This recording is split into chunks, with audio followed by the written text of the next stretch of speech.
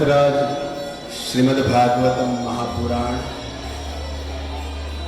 देखो, मैं पहले एक बात बता दूं, यदि आपके श्रवण इंद्रिय शब्द पर है तो बाहर कितना भी कौतूहल क्यों न हो, कितना भी आवाज क्यों न हो, हम बातों को हृदयस्थ कर पाएंगे।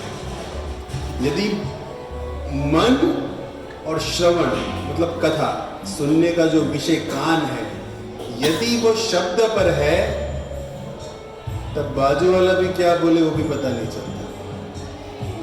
लेकिन हमें आदत होती है, उस आदत को 1 घंटा निकाल दीजिए, दूर तक सुनने की जो हमारी आदत है।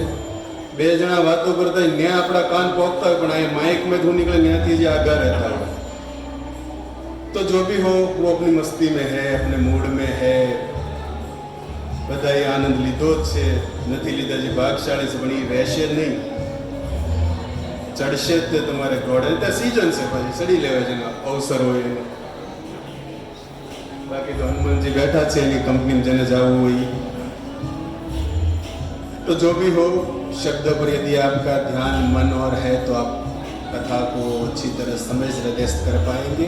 तो ग्रंथराज श्रीमद् भागवतम 3 स्कंद अध्याय 2 श्लोक क्रमांक 14 कोई कृपा करके दासानों में 3, 2, 14 इस श्लोक को रखिए। हो गया। यस्यानुराग बलुतहास रास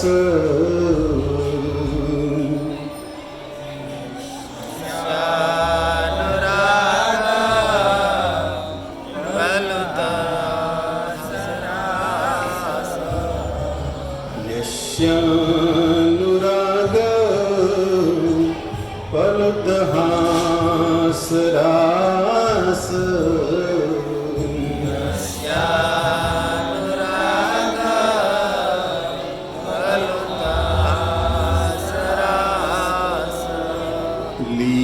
लीलावलोक प्रतिलब्धमाना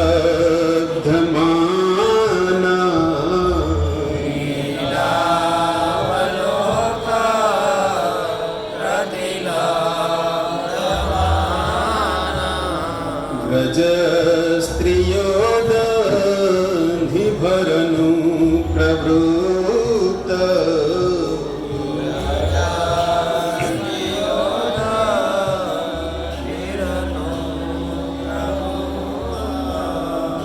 श्रियो धियो वतस्तु किल कृत्य शेषा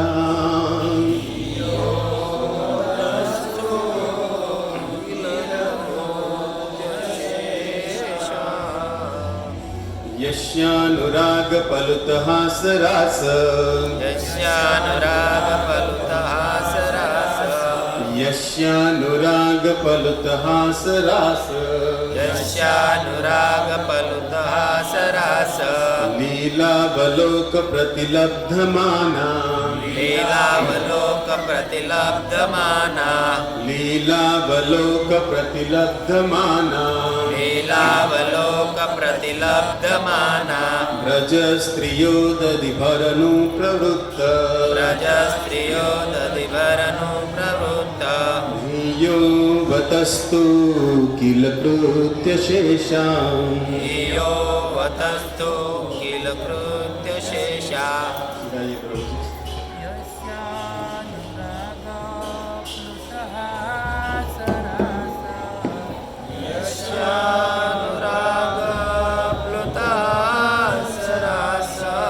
लीलावलोक प्रतिलब्धमाना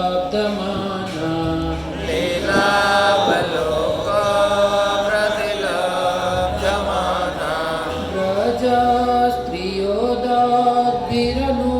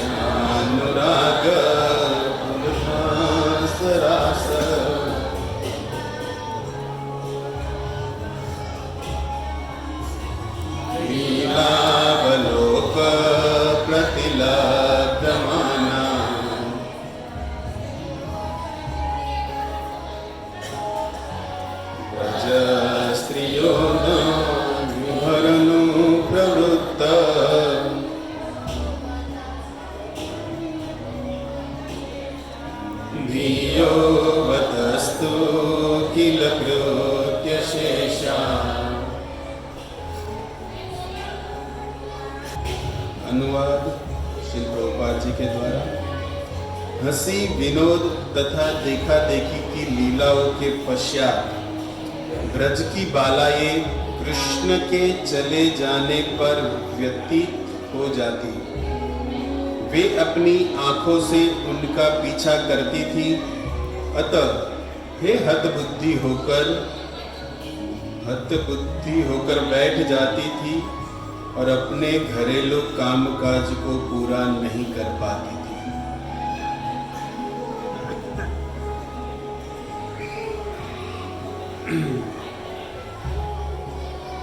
अंतरराष्ट्रीय कृष्ण भावनामृत संघ, आवाज आ रहा है पीछे? बैकग्राउंड म्यूजिक तो चल ही रहा है। हमारे में स्मित प्रभु ने की तो बैकग्राउंड पर रहे બધા ટીમો રહેશે। आज भगवान ने एक अलग योजना किया बैकग्राउंड म्यूजिक की। थोड़ा हम हमारा आवाज और बढ़ा दो, गड़ो तुम्हारा श्री राधा गिरधारी मंदिर की ओर से होने वाले प्रति मंगलवार इस सत्संग में आप सब भक्तों का हार्दिक स्वागत है। और साथ साथ कथा सुधा प्रेम रस ये जो सरिता है उसमें समस्त बैठे हुए वैष्णव श्रोता चरणारविंद में दास का विनम्र भाव से हृदय प्रणाम है। और देखिए भक्तों, इस संसार के अंदर भगवान श्री कृष्ण की दिव्य लीला कथा को श्रवण करना यही जीव का सबसे बड़ा सौभाग्य है। और ये कथा सुनने की लालसा जो है, कथा में जो रुचि है, जैसे भागवत में भगवान कहते हैं कि कथाओं में रुचि प्राप्त करना। कौन सा श्लोक है वो, यदि किसी को स्मरण हो तो? यदि उसमें रुचि उत्पन्न नहीं हुई तो और कार्य क्या है? श्रम एव ही, उसमें है ना वो, उसमें रति को रसमय बनाना। तो अपनी मति को, अपनी बुद्धि को श्रीमद् भागवत कथा में लगाने की जो ये लालसा है, उत्कंठा है कि मुझे कृष्ण कथा सुनने को मिले, भगवान के प्रति हमारा मन और आकृष्ट हो, ये अपने आप स्वयं नहीं आती।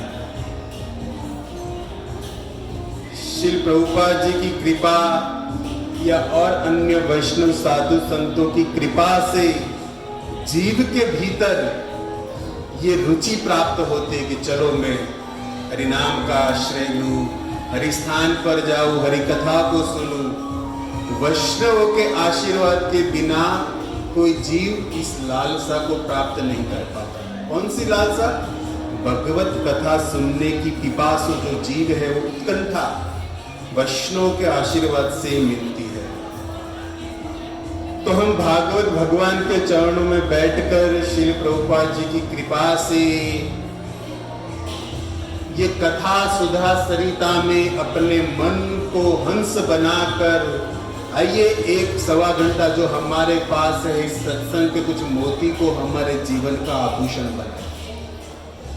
शब्दों को समझ रहे आप? हंस क्या करता है? मोती।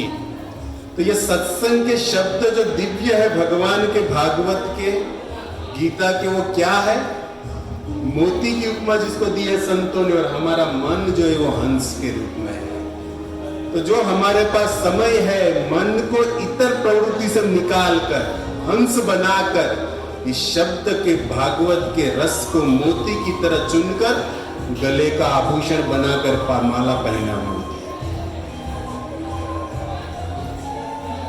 पर देखो भक्तों, इस संसार के अंदर श्रीमद् भागवत की कई महिमा है, और सबसे बड़ी महिमा भागवत की यदि कोई है तो इस कलयुग के जीव को जो इसका आश्रय लेता है, वो जीव को अशांत से शांत बना देती है। और इस संसार के अंदर प्रत्येक मनुष्य का जीवन यदि आप देखोगे, तो अशांत और तनाव भरे जीवन में बोल नहीं पाता कि मैं तकलीफ में हूं, लेकिन अंदर से पूछो तो व्यक्ति संसार के अंदर जल रहा है।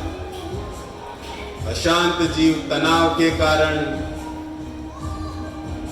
और हम इस संसार के अंदर आनंद की खोज में लगे हैं। ऐसे वातावरण में, अशांति और तनाव भरी दुनिया में हम जी रहे हैं और हम चाहते हैं आनंद को, और इस आनंद को प्राप्त करने के लिए हम दिन रात भागते हैं, दौड़ते हैं। बस यदि किसी को पूछा जाए कि आपको आनंद की प्राप्ति हो गई, तो लोग कहते हाँ हो गई, लेकिन वो आनंद क्या क्षणिक है या नित्य है? यदि नित्य होता तो उस व्यक्ति की भागदौड़ कहीं ना कहीं रुकती। मतलब क्षणिक आनंद मिल रहा है, इसीलिए तो प्रतिदिन व्यक्ति सुबह होते ही बस उसी परंपरा में दौड़ता रहता है। बस भागना है। क्यों? आनंद प्राप्ति के लिए। लेकिन संत लोग कहते हैं कि यदि उसको वास्तविक आनंद मिलता तो उसकी दौड़ खत्म होती, रुकती, समाप्त होती, उसका भागना बंद होता। लेकिन नहीं हो रहा है, मतलब क्षणिक सुख मिल रहा है। और ये संसार क्षणिक सुख के लिए ही है, जहां हम नित्य सुख की प्राप्ति में लगे हैं। और ये दौड़ कब से है यदि पूछा जाए तो? क्या इस जन्म से है ये भागने की दौड़? जन्म मृत्यु जरा व्याधि का जो ये चार जो है, जन्म मृत्यु जरा व्याधि का जो ये आवरण जीवात्मा को कब से लगा है? क्या जीवात्मा की कोई उम्र बता सकता है? ये तो इस शरीर की उम्र हम बताएंगे कि हम 40 इयर्स या 50 जो भी जिसका है। हैप्पी बर्थडे टू जो मनाते हो, किसकी उम्र है? शरीर की है। लेकिन उस शरीर जिसके कारण चल रहा है, उस आत्मा की उम्र क्या है यदि पूछा जाए? तब नहीं बता पाएंगे। क्यों? क्योंकि भगवान गीता में जीव के लिए कहे कि ममे वांश जीव लोक जीव भूत सनातन। अर्जुन, ये मेरा अंश है, जब से मैं हूं तब से ये है। तो भगवान कब से है? गोविंदमादि पुरुषम तमहम भजामि। अनादि आदि ईश्वर। और ये जीवात्मा भी उनसे निकला हुआ अंश।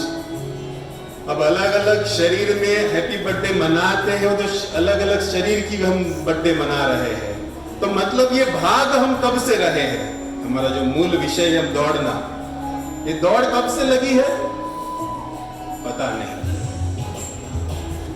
कभी 4 पैर में दौड़े हैं, कभी 2 पैर में दौड़े हैं, और कहीं कहीं आकस्मिक मृत्यु वाले बिना शरीर के भी दौड़ रहे, जिसको हम भूत प्रेत निकट नहीं आवे। हनुमान जी का नाम जहां हम सुनाते जाते हैं, वो भी है ना, भूत पिशाच इत्यादि, वो भी दौड़ रहे हैं। ये खोल होते हो પછી બિહારવા પડે, ભૂવા દાણા જોરાવા પડે, કોણ છે કોણ નડે, હું જ આખા ગામને નડ્યો. પેલા એ તો સ્વીકાર જ નહીં કરું, મને કોણ નડે બધા વિચારે, પણ હું કેટલા નડે કોઈ વિચાર કરવા પડે. આપણે કોક તો જોતું હશે ને દાણા.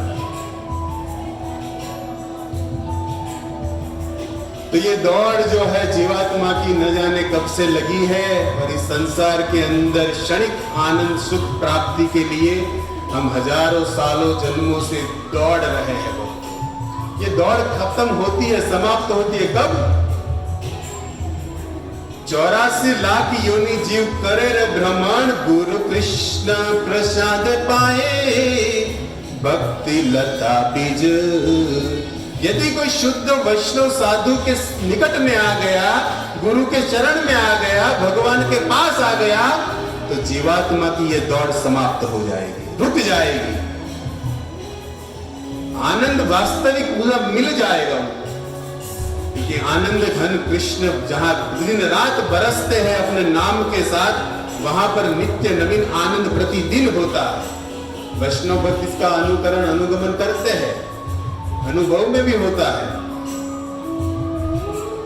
तो ये सब जो बातें हैं, हम अशांति और तनाव भरा जीवन जी रहे, इसका कारण एक ही है भक्तों, कि हमारे हृदय के अंदर अज्ञानता के वश जो ये गांठ लगी है, जिस शरीर को मैं मानकर, उस शरीर के संबंधी को अपना मानकर, जिसकी सेवा में, जिस परिवार से हम आनंद की प्राप्ति करने चाहते हैं, उसी परिवार को हमारे मोह का कारण है।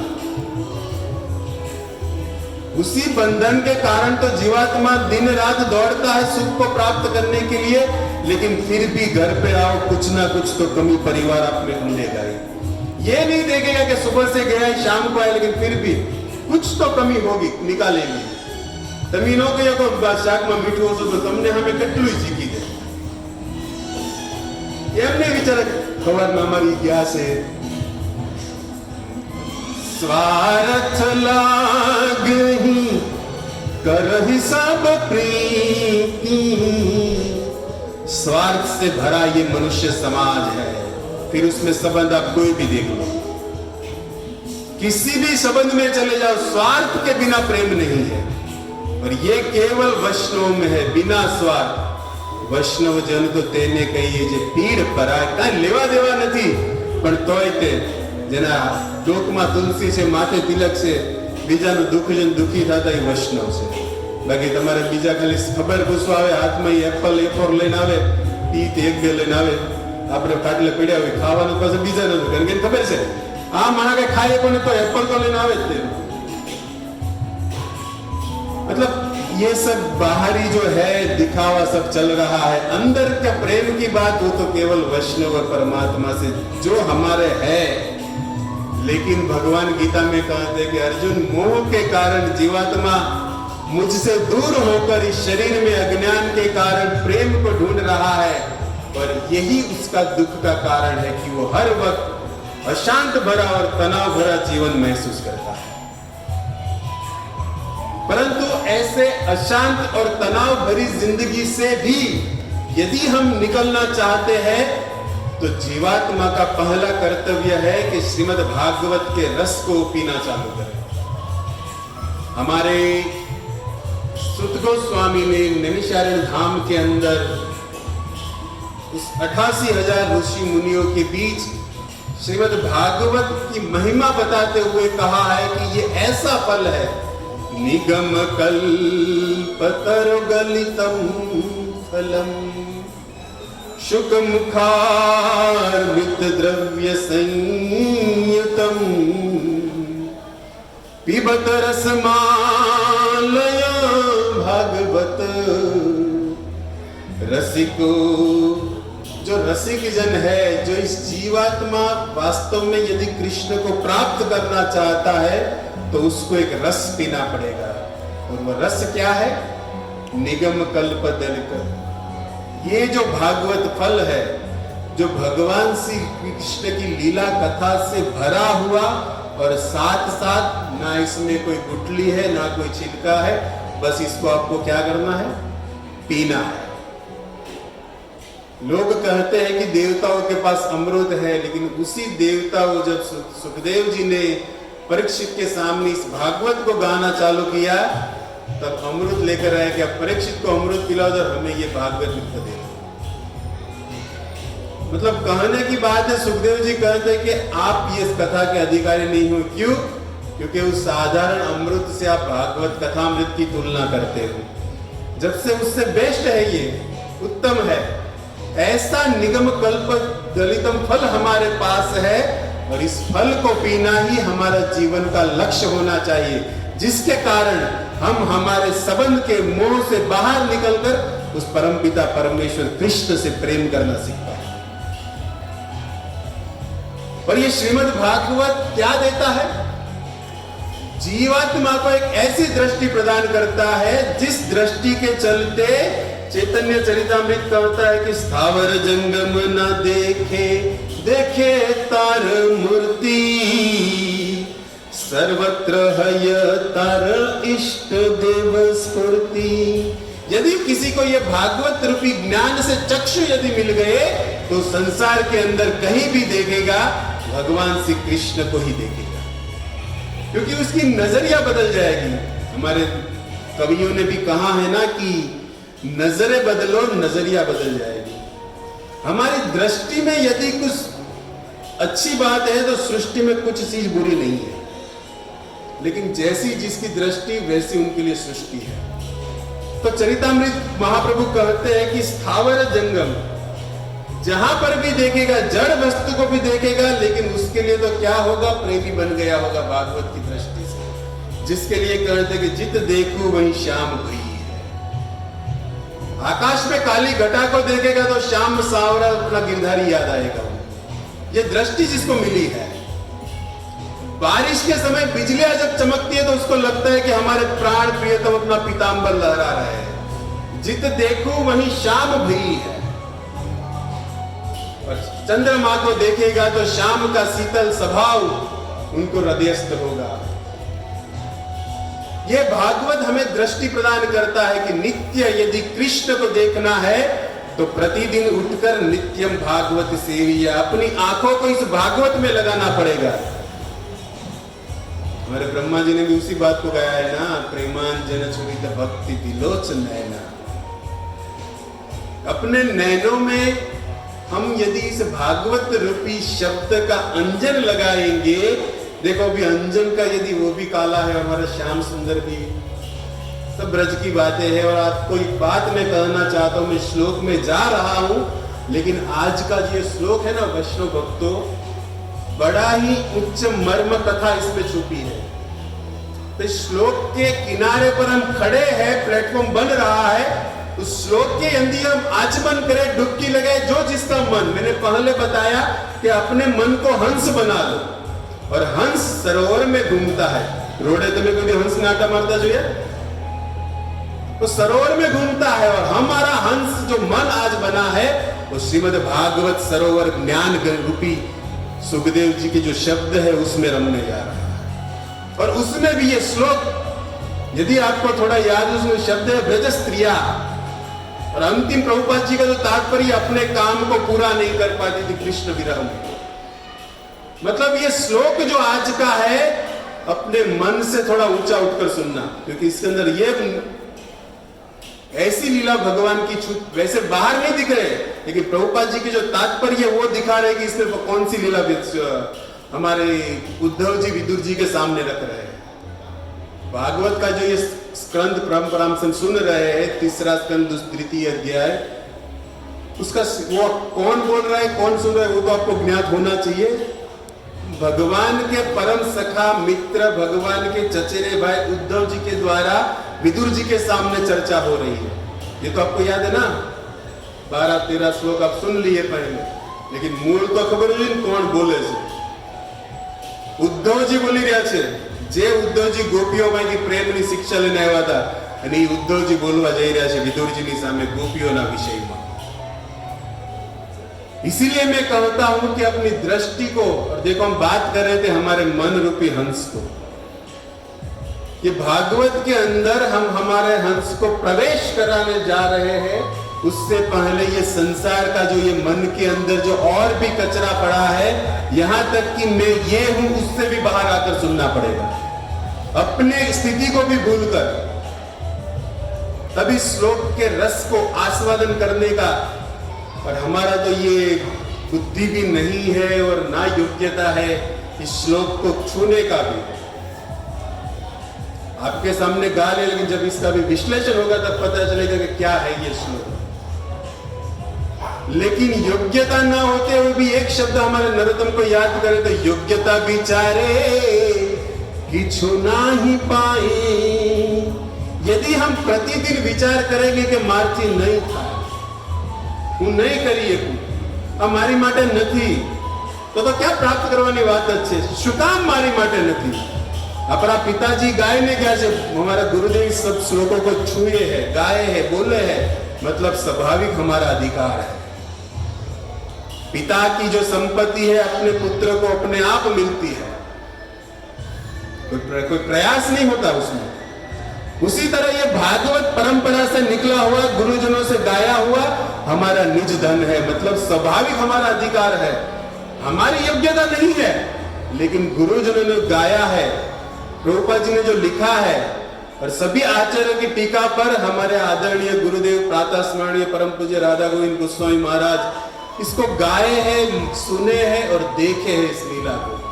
और उन्होंने उस श्रीधरपाद, विश्वनाथ चक्रवर्ती, सनातन जी, बलदेव विद्याभूषण, हरिसूरी जी, सूरदास जी, इन सभी पदों को आस्वादन कर कर इस भागवत को समाज के सामने रखा है।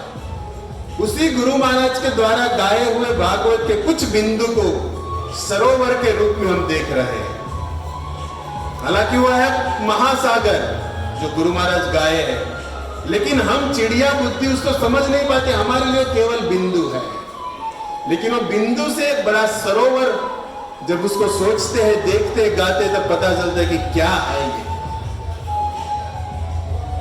तो श्रीधाम वृंदावन के अंदर भगवान ने कई ब्रज लीला की है, जिसमें भगवान की माधुर्य रस, वात्सल्य रस, साख्य दास्य, कई भगवान ने श्रीधाम वृंदावन में परम पवित्र लीला की है। देखो भक्तों, वृंदावन की कोई भी लीला क्यों न हो, जीवात्मा के मन को परम पवित्र और भगवान से जोड़ने वाली, फिर चाहे वो माखन चोरी हो, दधी मंथन हो, गिरिराज हो, पूतना हो, जो भी हो, गौचारण इत्यादि, परम पवित्र रस है उस सभी लीलाओं में। यानी ये परम कथा और पवित्र होने के कारण हमारे मन को भी अति मनोहर और पवित्र बना देगी। और उसमें भी भगवान ने जो गोपियों के साथ निज धन, गोपियों को भगवान अपने प्राणेश्वर मानते हैं, उस गोपियों के साथ भगवान ने जो लीला की है वो माधुर्य मंडित हमारे है ना, कि सभी रसों में उज्जवल रस परकिया भावे जहां ब्रजेते प्रचार, उसमें है ना कि सभी रसों से उज्जवल रस ये महारास लीला जो है, भागवत के 5 प्राण है जो। तो ऐसी लीला को हम सुनने जा रहे हैं जिसमें भगवान ने गोपियों के साथ माधुर्य भरी लीला की है। एक प्रभुपाद जी के तात्पर्य को बोलकर हम इसमें आगे जाना चाहते। प्रभुपाद जी लिखते हैं कि भगवान कृष्ण बाल अवस्था में हता त्यारे वृंदावन में तेमनी समव्यस्त बधी गोपियों साथे दिव्य प्रेमनी लीलाओं करी। अब देखो, श्रीधाम वृंदावन के अंदर कई भगवान ने लीला की है। माखन चोरी भी भगवान की ब्रज लीला है। गोपियों के साथ भगवान ने जो भी लीला की वो है, सखाओं के साथ, सब भगवान की ब्रज लीला है। लेकिन यहाँ पर प्रभुपाद जी लिखते हैं कि बाल अवस्था में गोपियों के साथ समव्यस्त, अपनी उम्र की, कोई बड़ी नहीं ना छोटी, मतलब वात्सल्य गोपियां ऐसे ही निकल गई इस श्लोक में से, क्योंकि यहाँ पर सूचित है समव्यस्त, अपने उम्र की ब्रज वनिताओं के साथ भगवान ने बाल लीला की है, जिसमें भगवान ने उसको दिव्य प्रेम आनंद की अनुभूति कराई। मतलब वात्सल्य रस वाली माखन खिनाने वाली गोपियां इस श्लोक से बाहर हो गई, केवल माधुर्य वाली श्लोक इसमें आ रहे हैं। तब श्रीधाम वृंदावन के अंदर भगवान की जो सब ये लीला है परम पवित्र है, और उसमें भी यहाँ पर जो चर्चा हो रही है, बाल अवस्था में भगवान ने अपनी समव्यय वाली गोपियों के साथ लीला की। सीधा जा रहा है भगवान के चिरहरण की लीला पर। गोपिया के अंदर देखो, अब भगवान जो थे ब्रज के अंदर, यहाँ पर लिखते हैं कि प्रभुपाद जी कहते हैं कि तोफानी पजवनार कृष्ण सखा तरीके तेमनी साथे लीला करता था।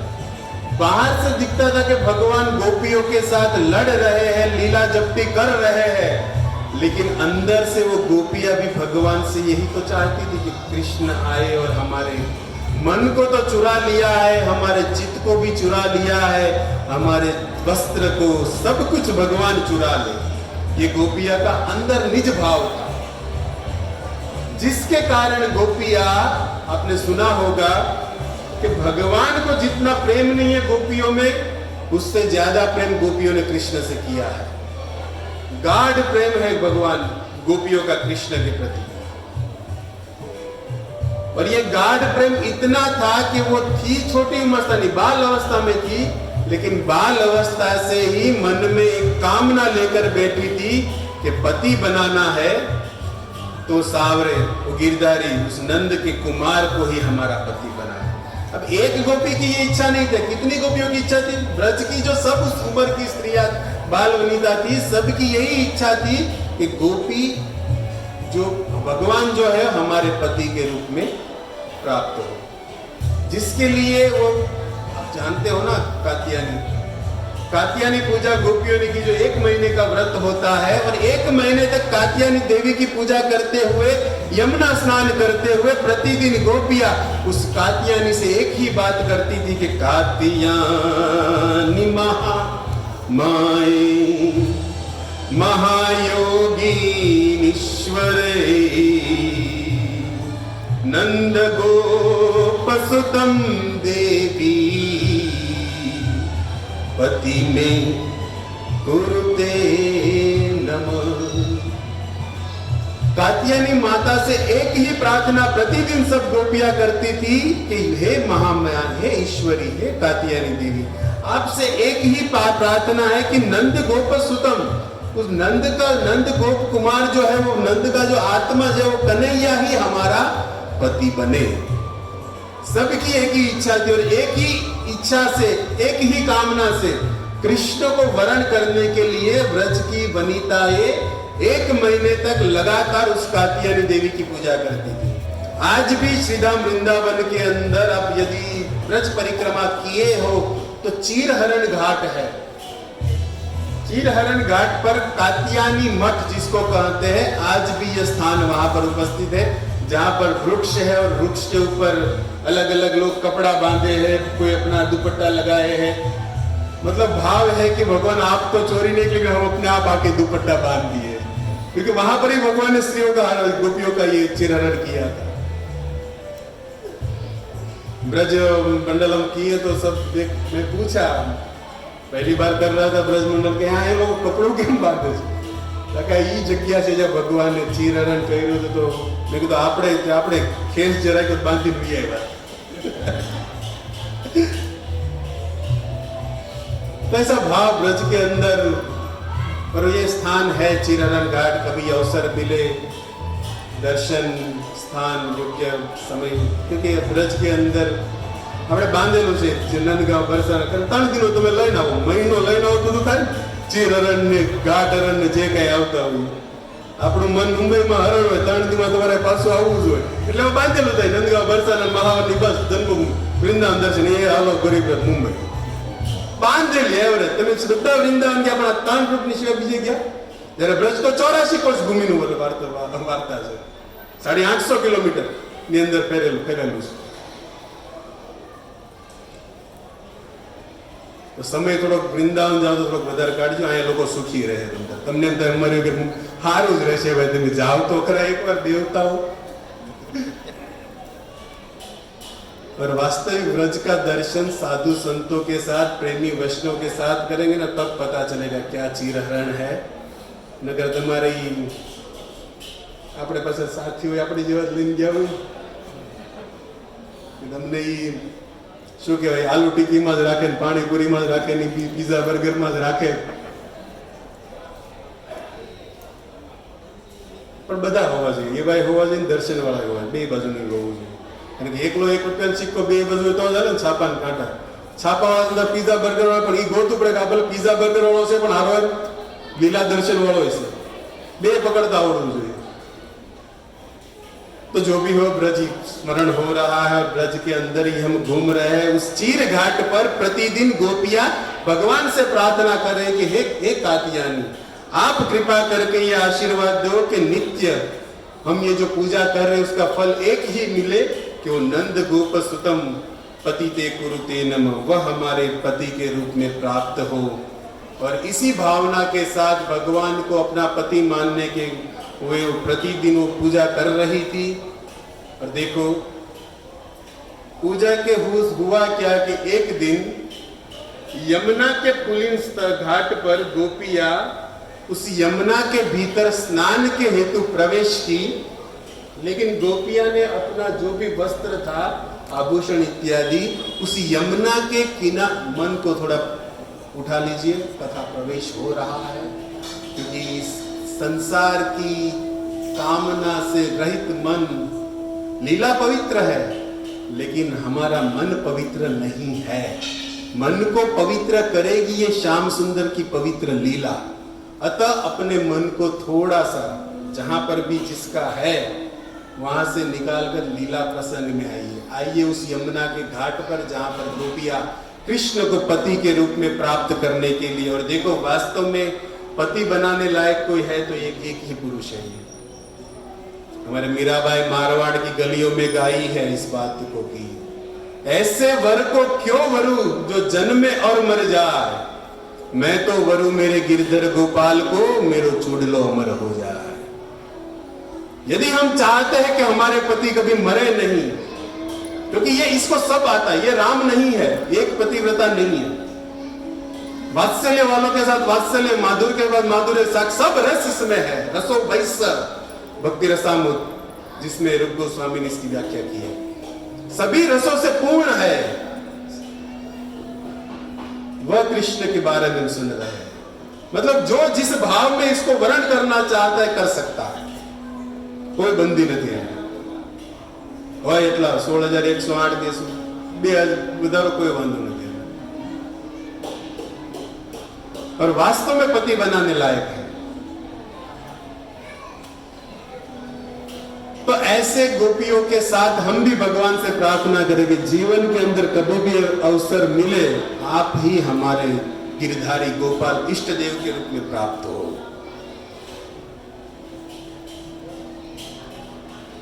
उस यमुना के पुलिन स्थान पर भगवान को पति बनाने के लिए जो गोपियां नित्य प्रार्थना करती हुई श्री धाम वृंदावन के अंदर यमुना के पुलिन के अंदर उस जल में प्रवेश करने से पहले अपने वस्त्र आभूषण को उस यमुना के तट पर रखा और यमुना के भीतर स्नान करते हुए उस कृष्ण के बारे में चिंतन करते हुए कृष्ण की ब्रज लीला को गा रही है।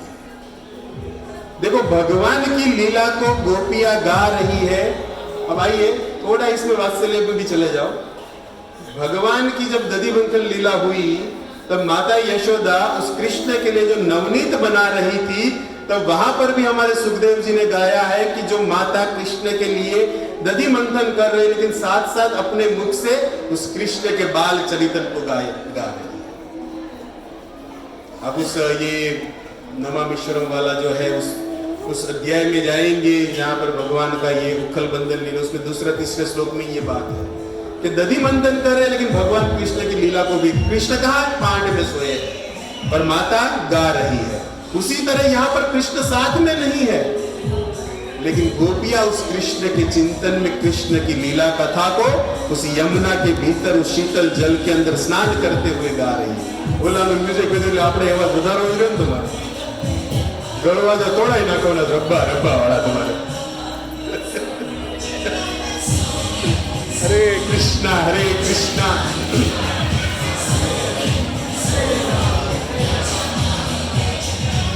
तो इस तरह गोपियां उस कृष्ण को हम आवाज बदल जगह पूरो दे जो पर हमरा જ રાજભાઈ વાંધો નથી ને, આ તો બધો આનંદ। હાલો ભાઈ તમે નહોતા, મેં કીધું બેકગ્રાઉન્ડ મ્યુઝિક અમને આમ મળ્યું છે। કાંઈ નહીં, બધા પોતાની મસ્તીમાં હોય, આપણે ભાગવત મસ્તીમાં છે એ એની મસ્તીમાં છે, આપણે આ મસ્તી લઈને ત્યારે કેવા છે મને બે ઈ આવીને બેસી જાય, चिंता न करो।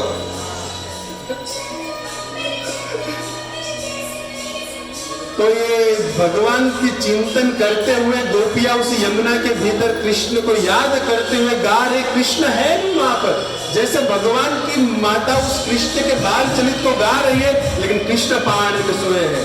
उस कृष्ण ने देखा कि मेरी मैया मेरे विषय में गा रही है, मतलब पहाड़ को छोड़कर भगवान उस माता यशोदा के पास आकर खड़े हुए। गीता में भगवान ने कहा कि अर्जुन मैं जीवात्मा के विषय में सब कुछ जानता हूँ। कृष्ण थी अर्जुन, मैं सभी के हृदय में हूँ और सभी के हृदय में परमात्मा के रूप में रहने से कारण जीवात्मा मन में क्या सोचता है, क्या करने वाला है या क्या कर चुका है, तीनों वस्तु का ज्ञात अर्जुन मुझे है जीवात्मा के विषय में। वो भूल जाता है कि 2 दिन पहले कौन सी सब्जी खाई थी, मुझे याद है, और 2 दिन बाद क्या खाने वाला है वो भी मुझे याद है। यह है परमात्मा। ऐसे भगवान सभी के हृदय में है और भगवान देख रहे हैं कि आज गोपियां कृष्ण को मुझे प्राप्त करने के लिए, मेरा वर्ण करने के लिए 1 महीने से लगातार कात्यायनी की पूजा कर रही है, और आज इस यमुना के भीतर जल के अंदर स्नान करते हुए मेरे विषय चिंतन करते हुए मेरी लीला कथा को गा रही है।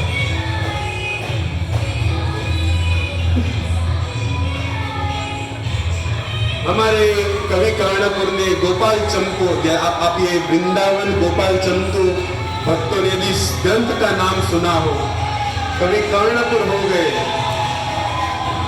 राधे राधे। हमारे कवि कर्णपुर ने ये जो लीला है, भगवान ने गोपिया का चीरहरण कैसे किया, इतने मधुर शब्दों में लिखा है कि जहां पर जीवात्मा के बुद्धि की पहुंच नहीं है, उसी शब्दों का आधार लेकर इस लीला प्रसंग को हम कहने जा रहे हैं।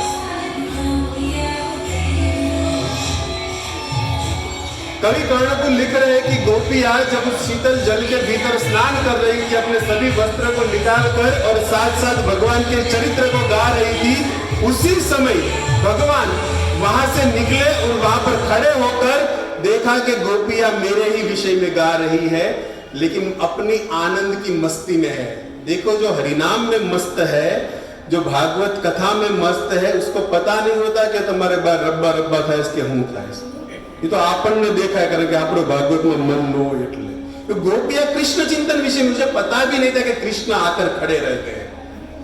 भगवान ने देखा कि जो गोपियां मेरा चिंतन कर रहे, मेरे विषय में गा रही, मैं सामने हूं लेकिन दृष्टिगोचर नहीं हो रही। इस बात आप ज्योति न तुम्हारे केम ज्योति मारी लीला में आनंद में से। यह है भागवत कथा की मस्ती। कृष्ण सामने आप फिर भी नहीं देख रहे, क्यों? कथा रस बह रहा है। गोपियां उस आनंद की प्राप्ति, लेकिन भगवान ने सोचा कि इनकी दृष्टि तो ईश्वर घुमानी पड़ेगी। जय गोपियों का जो भी वस्त्र पड़ा था, आभूषण, सबको लेकर उसी वृक्ष के ऊपर चढ़कर बैठ गए महाराज। देखो, ये भी एक प्रेम से पवित्र भरा हुआ। भगवान वृक्ष पर ही क्यों चढ़े? कितने कितने भाव है इस पर। लाइन तुम्हारी को बीजा जाड़ो में हंता ये के क्या लाइन घरे भी आ जाए, क्या लाइन घड़ी बीजे वृक्ष के ऊपर ही क्यों चढ़े? हमारी बुद्धि नहीं पहुंचती, वहां पर आचार्य अपनी कलम चलाते हैं। वृक्ष पर चढ़े मतलब वृक्ष पर से मतलब सभी गोपियों को एक साथ भगवान उस अवस्था में देख रहे थे। देखो कितना हाई भाव लिखने जा रहे हैं। वृक्ष के ऊपर से सभी दृष्टि गोपियों के ऊपर एक समान दिख रही थी भगवान के। जानो में संते तो बेटन गोपियों देखा, पर चरित्र तो सब गा रही, तो सबकी एक ही बात थी कि नंद गोप सुतम पतिते कुरुते नमः, मतलब सबको देखना था ना। अतः वृक्ष पर चढ़े, और वृक्ष पर चढ़ने का दूसरा अवसर देखो, एक तो कृष्ण की बात है क्यों चढ़े, लेकिन वृक्ष पर चढ़कर गोपियों को भी दिखे कि अरे अपना कपड़ा लटकता लगे। पाछड़ में तो क्या देखा है?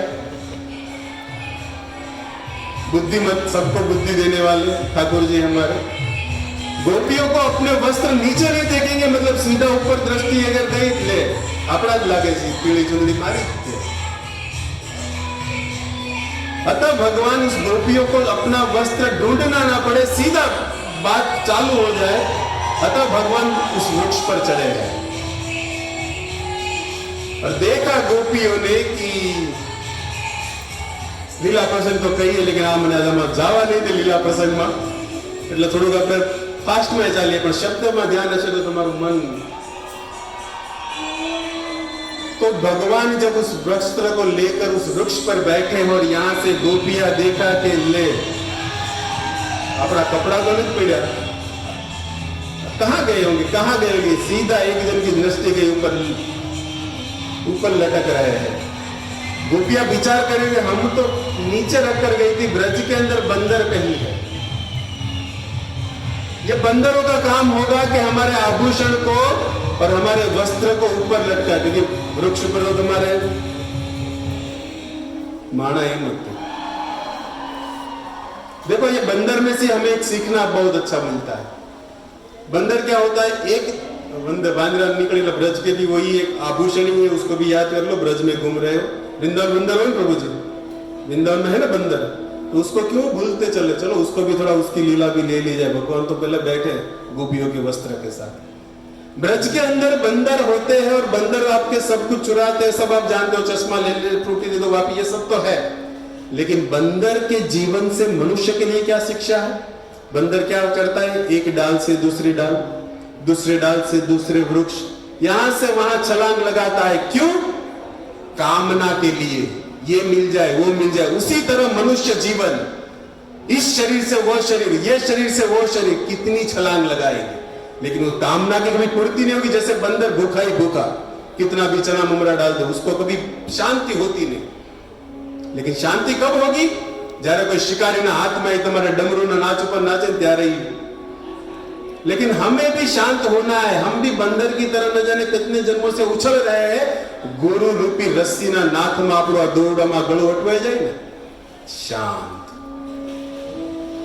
गुरु ना अंडर में આવી ગયા, ભગવાન ની અંડર में આવી ગયા। આ ઉછલ કૂદ કરવાનો જે જીવાત્માનો સ્વભાવ છે ને, એક યોનિમાંથી બીની, એ શાंत થઈ જાય। तो गोपिया ने देखा कि अपना वस्त्र ऊपर लटक रहा है, और देखा तो हल्का सा पीतांबर भी नजर आया उस श्याम सुंदर का। जित देखो वही श्याम भई, वो दृष्टि है गोपियों की। और अपने प्रियतम के पीतांबर को पहचानने वाली गोपियों ने देख लिया कि कृष्ण बैठे हैं। अब देखो, एक अंदर से आनंद था कि प्रियतम जिसके लिए हम प्रसन्न मांग रही हो, प्रियतम सामने है, लेकिन स्थिति बराबर नहीं है, अवसर बराबर नहीं है कृष्ण को मिलने का, देखने का, सामने जाने का। क्योंकि वस्त्र उनके पास है और हम निर्वस्त्र है। कामना है, चाह है, सब कुछ है, लेकिन स्थिति साथ नहीं दे रही है। गोपियां विचार कर रहे कि क्या किया जाए। तो सीधा भगवान से कहते कि श्याम सुंदर, आपसे एक ही प्रार्थना है कि लगता था कि पहले ये बंदर का काम होगा, लेकिन अभी आप दिख रहे हो, मतलब स्वाभाविक आपका ही ये काम होगा। तो आपसे एक ही प्रार्थना है कि आप हमारे वस्त्र को लौटा दीजिए, हमारे वस्त्र को वापस कर दो। भगवान भी भगवान है, बोले कि नहीं देंगे। क्यों नहीं देंगे? गोपियां मानो पूछे। तो भगवान कहते हैं कि नहीं देंगे का मतलब, कहने का अर्थ है कि आप स्वयं आकर ले लो। देना तो है, लेकिन नहीं देने का पीछे का भाव कृष्ण बता रहे हैं कि जिन जिन का वस्त्र है वो आकर ले लो। लेकिन गोपियां कहती कैसे आए प्रभु? कृष्णम निर्वस्त्र है, कैसे आपके सामने आए? भगवान कहते जैसे गई थी वैसे आओ। तुम निर्वस्त्र ही गई थी ना यमुना के भीतर, जैसे गई थी यमुना में वैसे ही यमुना से बाहर आए। लेकिन कान्हा उस समय तो यहां पर प्रकृति ही केवल थी, वृक्ष ही थे और अंधेरा था हल्का। खबर है सूर्योदय पहला नहीं घटना से, अंधेरा था, प्रकृति थी और कोई नहीं था, ना आना ना जाना किसी का था, केवल हम सखिया थी आपस में। पर खेलते हुए यमुना प्रवेश कर लिए स्नान हेतु। तब भगवान कहते कि क्या गोपियां ये प्रकृति मतलब वृक्ष देखते नहीं है क्या? बहुत बड़ा सिद्धांत भगवान दे रहे हैं कैसे व्यक्ति को स्नान करना, क्योंकि ये जल एक वरुण देवता है। तुम यमुना के भीतर स्नान करने में, यमुना वैसे नदी है लेकिन है तो एक देवी के रूप में ना। मनुष्य समाज के लिए शिक्षा दे रहे भगवान। घना आडंबर की रीतना स्नान इत्यादि समाज में चाले छे, एनी माटे भगवान કહે છે શું પ્રકૃતિ નથી જોઈ રે? શું પ્રકૃતિની અંદર દેવતાઓ નથી? આકાશ में नहीं है देवता? ये बात जाने तो हमारे प्रत्येक इंद्रियों पर एक एक देवता का वास है। क्या वो नहीं थे यहां पर? भगवान पूछ रहे गोपियों से, क्या कहे गोपियां? वो सब थे, लेकिन कृष्ण आपको पाने के लिए और खेल खेल में हम यमुना के भीतर चली गई। अब आपसे एक निवेदन है कि आप हमारे वस्त्र दे दो। भगवान नहीं दे रहे, एक ही बात कह रहे कि जिसका है वो स्वयं आकर ले लो। एक कंडीशन, एक छूट देता, ऑप्शन दे रहा। गोपिया बोले क्या? देखो, यदि आपको लगता है कि आपके वस्त्र आपको वापस चाहिए और मैं कह रहा हूं कि स्वयं आकर ले लो, एक एक आकर ले लो, तो आपके लिए ऑप्शन है कि आप में से कोई एक आ जाओ और सबका लेकर चले जाओ, या सब साथ में आ जाओ, या लाइन से आ जाओ। भगवान तीन कंडीशन रखे। तो भगवान की तीन कंडीशन रखने की बात जो पहली है कि आप में से सर्कल में, ग्रुप में से कोई एक आकर ले जाओ, मतलब औरों की तो इज्जत बची रह जाएगी ना। अब इस बात को भी कौन स्वीकार करे? कौन अपनी इज्जत? मानो कोई ग्रुप हो, कि कौन तुम्हारी पहला काम पाड़े। सब गोपियां आपस में विचार करेंगे कौन बात सही कर रहे हैं कि कोई एक गाड़ी ले जाओ बधाना वस्त्र आपी दे, पण एक जाए कौन, एक कौन, कोई नहीं। तब भगवान कहते चलो सब साथ में आ जाओ, तब भी नहीं आ रहे, चलो एक के बाद एक लाइन से आ जाओ। वस्त्र देने के लिए मैं कहां मना कर रहा हूं, पवित्र प्रेम रस बरस रहा है लीला के भीतर। सर्वधर्मान सब कुछ जब तक त्यागे ही नहीं तब तक कृष्ण मिलेंगे नहीं। त्याग की परिभाषा गोपियों से और कौन बता पाएगा जगत के जीवों को। जिससे प्रेम किया उस कृष्ण को अक्रूर लेने के लिए आ गए, त्याग दिया, छोड़ दिया। क्यों? क्योंकि गोपियां नित्य इसी बात में रहते कि प्रियतम सुखी होना चाहिए, हम किसी भी अवस्था में क्यों न रहे। और यही प्रेम की पराकाष्ठा है, जिससे हम प्रेम करते वो कभी तकलीफ में ना आ जाए, हमारी तो क्या है, गुजर जाएगी। गोपियां का जो भी था कृष्ण का था, और अंदर से प्रसन्न थी कि आज भगवान ने हमारा वस्त्र भी ले लिया, इससे बड़ा क्या अवसर होगा। लेकिन समाज दृष्टि से देख रही है गोपियां ब्रज वनिताएं हैं, कल अभी बाल अवस्था में है, कल आगे जाके समाज के अंदर क्या क्या जो समाज को वातो करवा माटे हारे होय छो, याद राखजो। આપણે કીધું સમાજ હારે છે પણ એ વાતો કરવા માટે જ। કોઈ કોઈ બાપા સીતારામ સેવા સંસ્થા માટે જે સમાજ માટે સારા સારા હમણાં આપણે જોયું ને, મા બાપ વગરની દીકરીઓને આવા ઓછા છે। બાકીનો સમાજ તમારે હાલ ભાઈ હું બેઠો છું, તું બેઠો જ રહેશ ભાઈ, તું ઉભો થા એટલે તો નારે રાખ્યો નહીં, પણ હું તો બેઠો જ છું। સાવધાન, બુદ્ધિ આપણામાં હોવી જોઈએ। કોને કોને સમાજની અંદર, સમાજમાં ઘણા છે પણ બુદ્ધિ ભગવાને આપી છે, ઉપયોગ કરવો પડશે કે કોણ આપણે એને વાસ્તવિક બેઠું છે, કોણ આપણે એને ઊભું થઈએ કે ઊભા થવા વાળા પકડવા પડશે। પછી આપણે પાસે એને કઈ કામ નથી, આપણે પાસે બેઠા જ રહેતા હોય, વાંધો નહીં આવે। આપણે એમ કે હું બેઠો તો એ બિચારો એમ કે હું બેઠો, બેહવા વાળા બેહો ગમતા। પણ સીતારામ સેવા સંસ્થા ઉભા રહેવા વાળી સંસ્થા છે સારા કાર્યમાં। આવો મહામંત્ર એમની માટે મારે પર બોલીએ, હરે કૃષ્ણ હરે કૃષ્ણ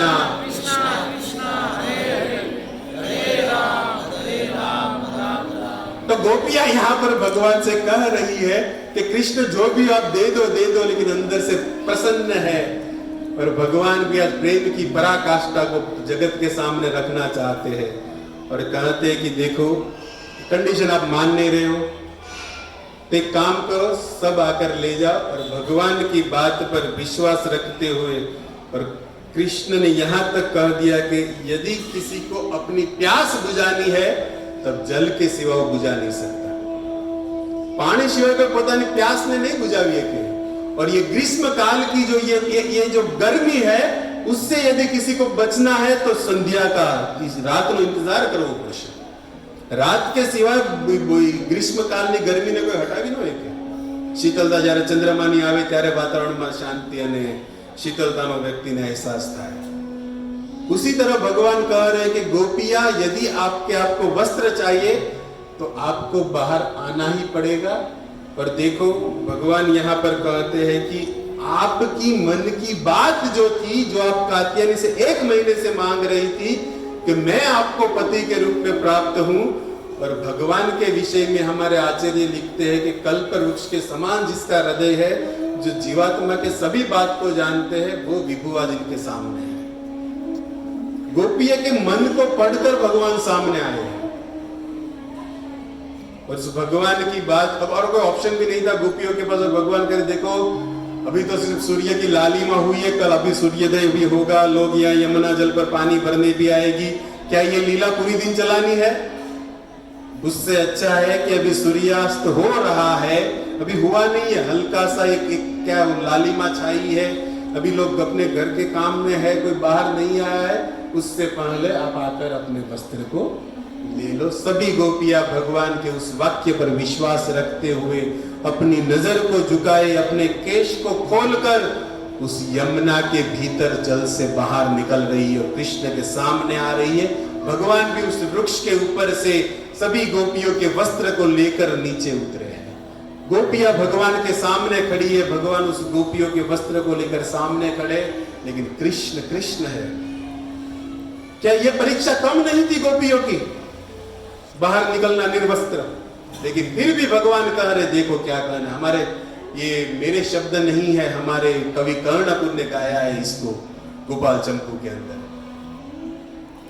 भगवान कह रहे गोपियों के अंदर कि देखो, आपने एक सबसे बड़ा अपराध किया है कि पहले निर्वस्त्र अंदर गई, जो प्रकृति से एकदम विरुद्ध बात है। और इस अपराध से यदि आप बाहर निकलना चाहते हो तो मेरे पास एक उपाय है। गोपियां आपस में बात करती कि क्या अब ये नया उपाय देने वाला है? एक उपाय तो दिया बाहर निकलने वाला, अब कहते कि प्रकृति से विरुद्ध कार्य मतलब पाप से बचने के लिए भी मेरे पास एक उपाय है। बोलो कृष्ण क्या उपाय है? तब भगवान कहते कि मुझे जो एक बार प्रणाम कर लेता है ना, वो सभी पापों से मुक्त हो जाता है। जिस बात को हमारे ठाकुर जी गीता में 9:34 किए है कि मन मना भव मद भक्तो मद्याजिमाम नमस्कुरु। अर्जुन जो मेरा चिंतन पूजन करता है, जो मेरा प्रणाम करता है, जो मेरे विषय में वार्तालाप करता है, वो इस जगत से निकलकर अर्जुन मेरे धाम को, मेरे स्वभाव को अर्थात मुझे ही प्राप्त करता है। मेरे नमस्कार करने पर आप सभी पापों से मुक्त हो जाओगी। मतलब कहने की बात है कि आप बाहर तो आई हो, लेकिन अभी मुझे प्रणाम करना बाकी है। और प्रणाम करने की विधि मैं सिखाऊंगा। कितनी परीक्षा! आपने ये जो अपने बाल को खुला छोड़े, उस बाल को पहले बांध लो। अपनी नजरें जो झुकाई, उस मस्तक को पहले ऊपर उठा लो। अपने हाथ जो सिड़के, उस हाथ को पहले ऊपर उठा लो। तब दंडवत कई रीतना करो महाराज। दंडवत की विधि क्या है? हाथ है ना ऊपर, शरीर पूरा खुला होता है, मोढ़ू ऊपर हो। दंडवत समझो ना, उसको क्या हो जाए। भगवान दंडवत करने की विधि सिखा रहे हैं कि अपने दोनों हाथों को ऊपर उठा लो, अपने मस्तक को ऊपर उठा लो और अपने बालों को बांधकर आपका जो ये शरीर है उसको एकदम सीधा कर लो। जो शर्मा रही गोपियां, उससे भगवान ये बात बोल रहे हैं। और भगवान की वाक्य पर विश्वास धर, भगवान बोले मतलब धर्म है। गोपियों से ज्यादा कौन इस बात को समझेगा? इसीलिए तो भगवान को पति के रूप में प्राप्त करना चाहती थी ये ब्रजवती का।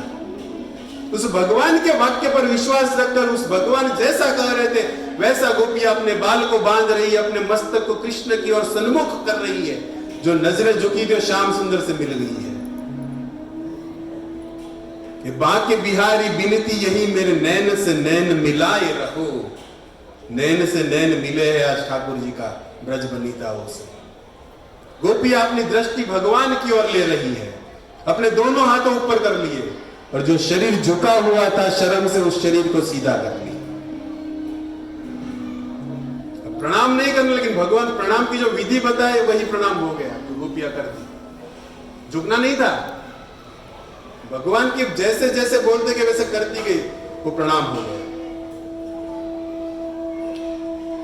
ऐसे ठाकुर जी ने उस गोपियों के इस प्रणाम को देखा और प्रणाम और देखते हुए भगवान यहां तक बोल दिए कि देखो, आपका जो ये मनोभाव है उसको मैं पहले से जानता था।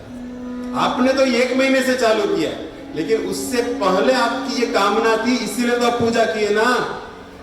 यदि मन में विचार ही नहीं आता कि कृष्ण को पति के रूप में प्राप्त करने, तब तो 1 महीने की विधि कहां बनने वाली थी?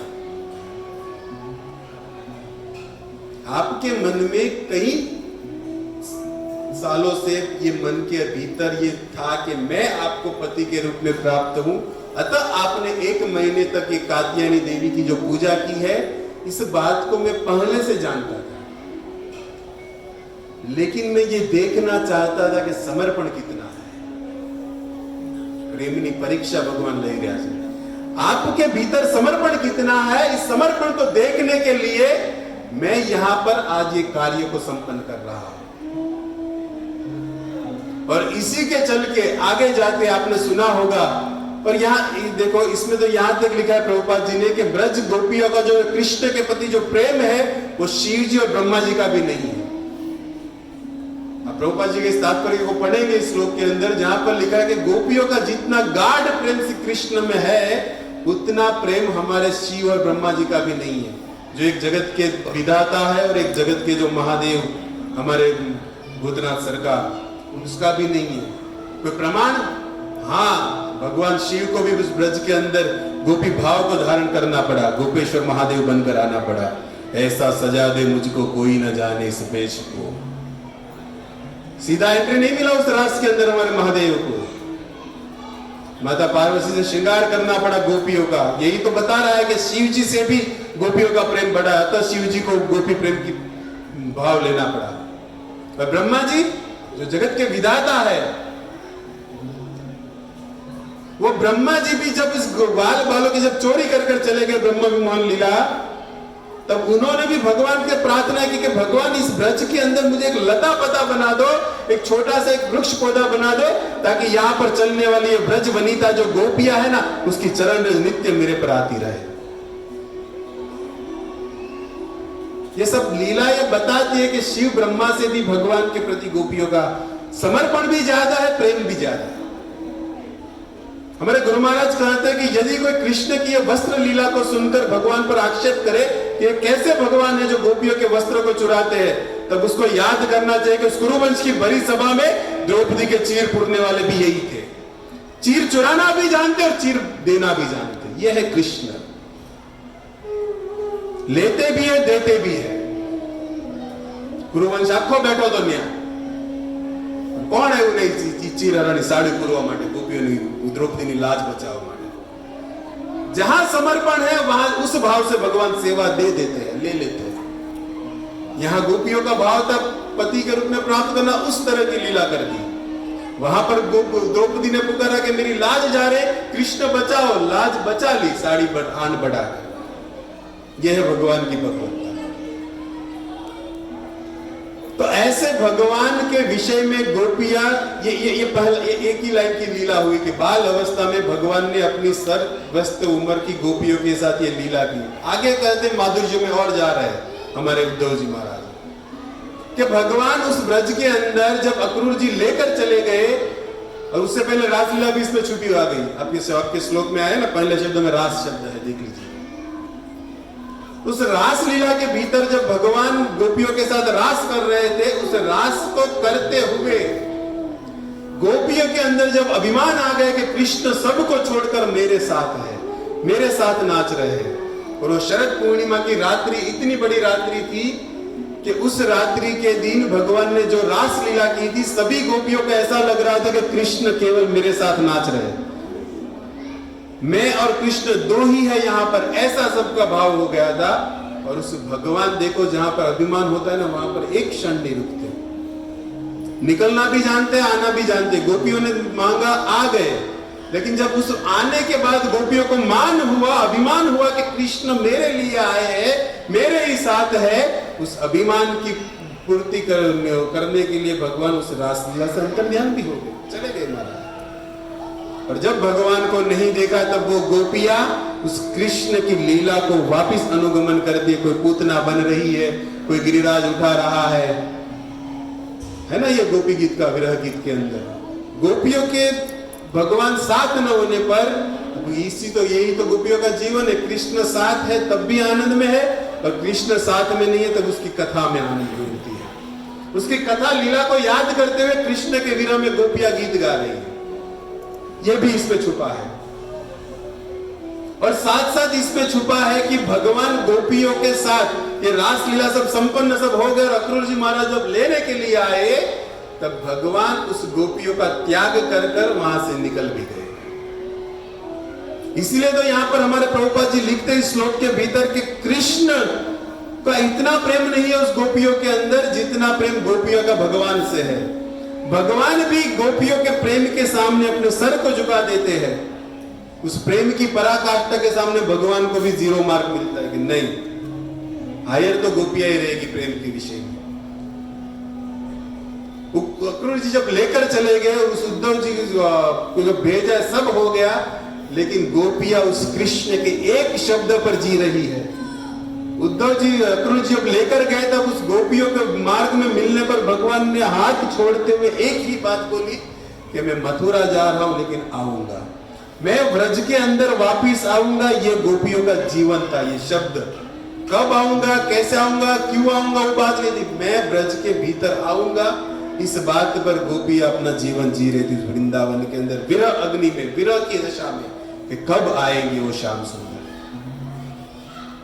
उस विरह अवस्था में आपने एक अनुवाद पढ़ा था, एक बात सुनी कि गोपियां अपने घर के काम को पूरा नहीं कर पाती तो उस कृष्ण विरह की अग्नि जब लगती थी,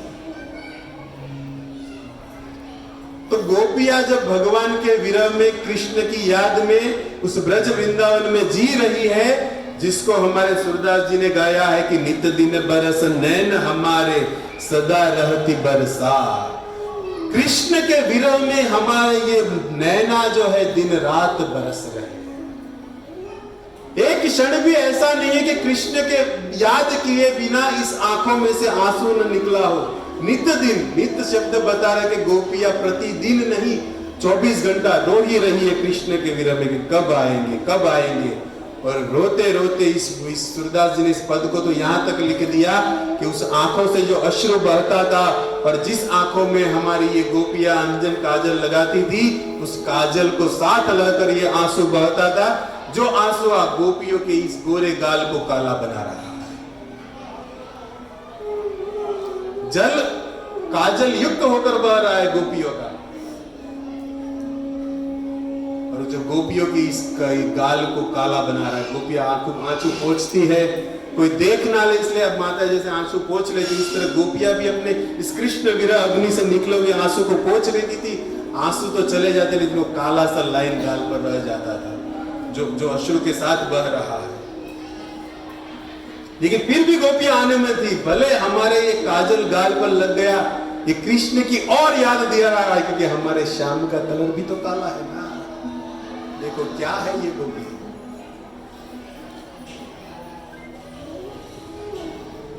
और इस भगवान की विरह की अग्नि गोपियों को ऐसी लगती थी कि जैसे हमारे महाप्रभु ने शिष्टाष्टकम में कहा कि युगायितम निमिषेणम चक्षुषा प्रायशायितम। ये युग, ये पलक गिरना है ना, पलक गिरना कितना टाइम लगता है? अपने जब पापड़ बंद थे खुलना है કેટલી વાર લાગે, કોઈ સમય છે એમાં? પણ ગોપીઓના પાપડ પડવી તે એક યુગની સમાન લાગતું હતું કૃષ્ણ વિરહમાં, જ્યારે એનો કોઈ ટાઈમ નથી, પડીને બંધ તરત કોઈ ગઈ નો કેટલી સેકન્ડમાં। लेकिन ये एक सेकंड पलक गिरना भी कृष्ण के विरह में गोपियों को युगायितम निमिषेणम, कितने युग जितना लग रहा था। और ऐसी यशा में गोपियां प्रतिदिन कृष्ण के विरह में जो दिन रात रोई है, उसका आस्वादन करने के लिए तो कृष्ण को चैतन्य बनना पड़ा। गंभीरा के अंदर जगन्नाथपुरी में नित्य रोए है कृष्ण, उस गंभीरा के भीतर जगन्नाथपुरी में। क्यों? क्योंकि यहाँ पर ब्रज लीला में तो भगवान गोपियों के प्रेम के कारण हार गए, लेकिन उस गोपियों को प्रेम के कारण विरह में जो आनंद था, देखो विरह में दुख होता है, लेकिन गोपियां ऐसी है जो विरह में भी कृष्ण आनंद की प्राप्ति कर रही है। उस आनंद को विरह में कैसे प्राप्त किया जाए, उस आनंद की पूर्ति करने के लिए हमारे श्याम सुंदर गौरांग बन गए, जिसका आनंद उसने गंभीरा जगन्नाथपुरी में टोटा गोपीनाथ के पास लुटा है। ऐसे कृष्ण के विरह में गोपियां जब रो रही थी, जब चरितामृत में हमारे कविराज जी को लिखना पड़ा कि कृष्ण वियोग गोपीर दश दशाहय से दश दशा प्रभुर उदय। उस कृष्ण के विरह अग्नि लगने के कारण गोपियां जो कृष्ण के विरह में जल रही थी, उसके अंदर 10 प्रकार की प्रतिदिन ये 10 प्रकार की दशाएं निर्माण होती थी, जिसमें पहली है चिंता। विरह की जो ये 10 दशा गोपियों के भीतर होती थी, जिसका महाप्रभु आस्वादन पूरी धाम में कर रहे हैं अपने राय रामानुसार के साथ रात्रि के समय, उसमें पहली होती थी चिंता। अब चिंता क्या थी? जब अक्रूर जी लेकर चले गए उस कृष्ण को, तब भगवान कहां के गए थे कि मैं आऊंगा, अवश्य मैं वापिस आऊंगा, इस शब्द पर राधा का जीवन चल रहा था। और चिंता राधा को यह लगी थी कि कृष्ण के विरह में अग्नि में मैं तो जल रही हूं, मैं रह नहीं रही हूं, शायद मेरे प्राण न चले जाए, क्योंकि भगवान कहकर गए कि मैं आऊंगा, और वो जब आएंगे और मुझे नहीं पाएंगे तब उसकी हालत क्या होगी। यह चिंता लगी थी राधा गोपी इत्यादि को। अब दूसरा है जागरण।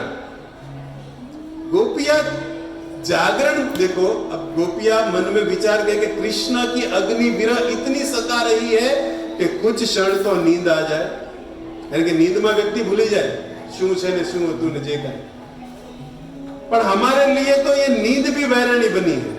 कृष्ण के विरह में नींद भी नहीं आ रही है, मतलब जागरण ही चल रहा है। और जागरण के अंदर एक बात और ऐड कर रहे हैं हमारे आचार्य कि मान लो गोपियों को नींद भी आ गई, तब सपना में भी तो कौन आने वाला है? वही श्याम सुंदर आने वाले हैं। तो गोपियां उस कृष्ण के विरह में सो भी नहीं पा रही।